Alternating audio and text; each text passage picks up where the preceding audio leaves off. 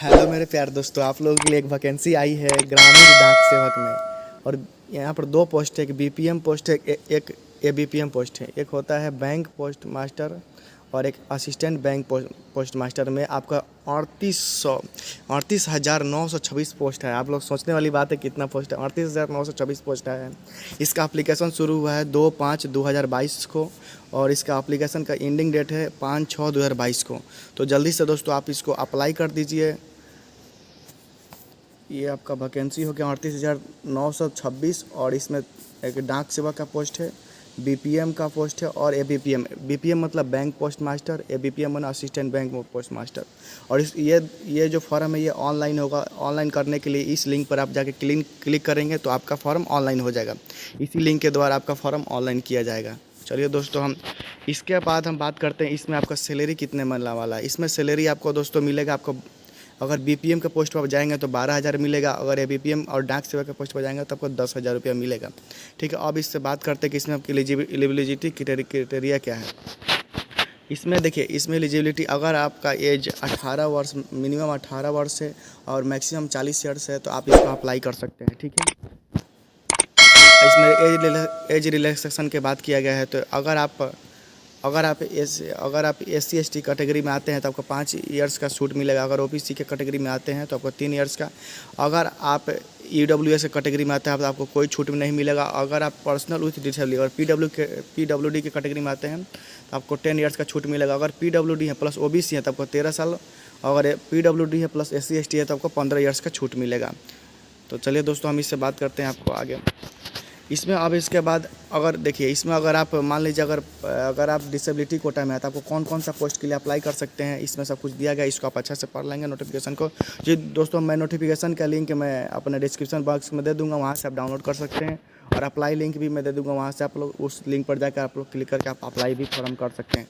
इसमें दोस्तों बात किएगा, अगर आप एजुकेशनल क्वालिफिकेशन के बारे में बात किएगा, अगर आप किसी भी स्टेट बोर्ड या गवर्नमेंट ऑफ इंडिया किसी भी ट्यूशन से आप अगर टेंथ किए हैं, टेंथ इसमें मिनिमम क्वालिफिकेशन ओनली 10th है। ठीक है, अगर 10th पास किए जिसमें मैथमेटिक्स और इंग्लिश इंक्लूड होना चाहिए। ठीक है, तो आप इस फॉर्म को आसानी से अप्लाई कर सकते हैं और इसके अलावा और कुछ नहीं चाहिए। ठीक है, यहाँ पर कंपलसरी नॉलेज आपको देखिए। आप उसके बाद दोस्तों यहाँ पर नॉलेज लैंग्वेज की बात किया गया। लैंग्वेज आपको लोकल लैंग्वेज आना चाहिए, जो आपका एरिया है। मान लीजिए आप बिहार में है तो आपको बिहार में हिंदी आपको आना चाहिए। उसी प्रकार आप मान लीजिए तमिलनाडु में फॉर्म भरें तो तमिलनाडु का आपको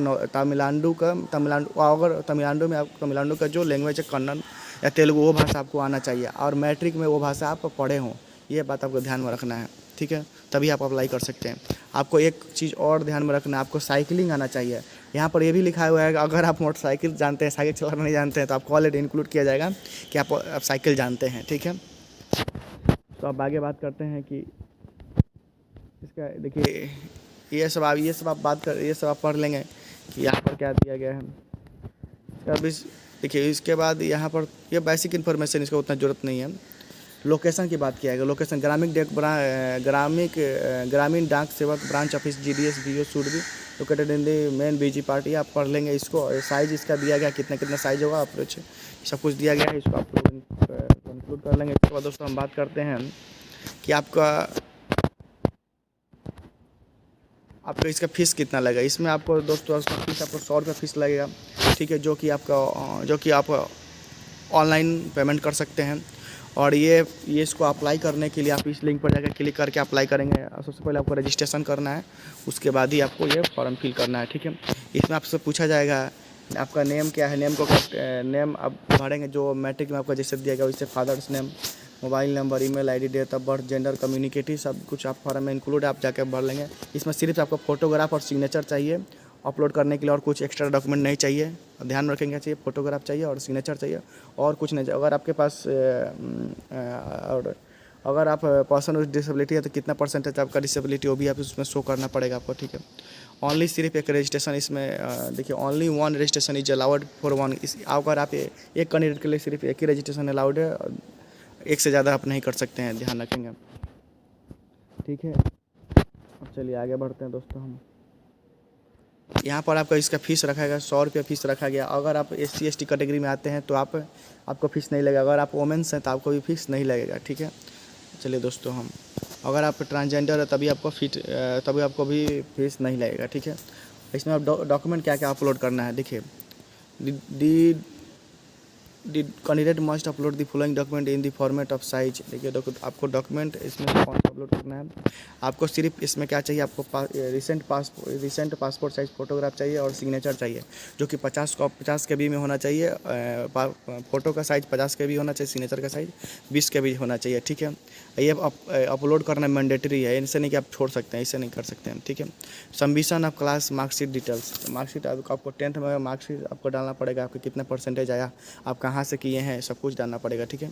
सिर्फ आपको 10th ही चाहिए और कुछ नहीं चाहिए। आपका जॉब प्रोफाइल इसमें क्या है, एक बताया आपको कि ब्रांच पोस्ट मास्टर का पोस्ट है, एक असिस्टेंट ब्रांच पोस्ट और मास्टर का पोस्ट है, ठीक है। तो आप दोनों में फॉर्म जाकर भर सकते हैं। अब ब्रांच पोस्ट मास्टर का जो सैलरी है वो 12,000 है, और असिस्टेंट ब्रांच पोस्ट मास्टर का सैलरी आपका 10,000 है। तो जल्दी से दोस्तों, देर किस बात की, जल्दी से आप लोग अप्लाई कीजिए और हमें कमेंट कीजिए आप लोगों को ये फॉर्म कैसा लगा। डाक सेवक will be engage in departmental office like सब पोस्ट ऑफिस, आपको सब पोस्ट ऑफिस में दिया जा सकता है, हेड पोस्ट ऑफिस में भी दिया जा सकता है। जी जॉब प्रोफाइल ऑफ डाक सेवक विल इंक्लूड, अगर और से बहुत सारे इसमें दिया गया है, उसको आप लोग अच्छा से पढ़ लेंगे। अगर मैं पूरा बताने लगूंगा तो आप बहुत सारा वीडियो लॉन्ग हो जाएगा। तो दोस्तों आगे बात करें। उसके बाद देखिए दोस्तों, अगर आपका मान लीजिए अगर अगर ग्रेड मिला है, मैट्रिक जो सर्टिफिकेट उसमें आपको ग्रेड मिला है, तो ग्रेड पॉइंट कैसे आपको मल्टीप्लिकेशन फैक्टर से कैलकुलेशन करना है वो भी यहाँ पर दिया गया। अगर A1 ग्रेड है तो 9.5, इससे 9.5 के करके हमें मल्टीप्लिकेशन फैक्टर से हम गुना करके उसको निकालेंगे, ठीक है। ये भी दिया गया, इसको भी आप ध्यान में देख लेंगे, ठीक है दोस्तों।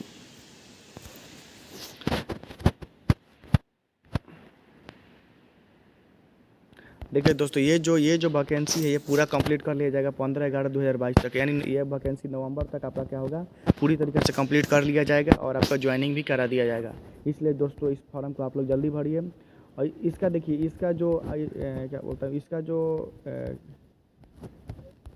और एक दूसरी बात मैंने बता रहा हूँ दोस्तों, इसका जो मेरिट बेसिस बनेगा वो आपका मार्क्स बेसिस बनेगा। जो मैट्रिक का जो मार्क्स बेसिस है उसी पर इसका मेरिट बेसिस बनेगा। अगर आपका इसका कोई एग्ज़ाम नहीं होगा, ठीक है। सिर्फ जो मैट्रिक का जो सर्टिफिकेट में जो आपका मार्क्स है उसी के मार्क्स बेसिस पर एग्ज़ाम इसका मेरिट लिस्ट आएगा।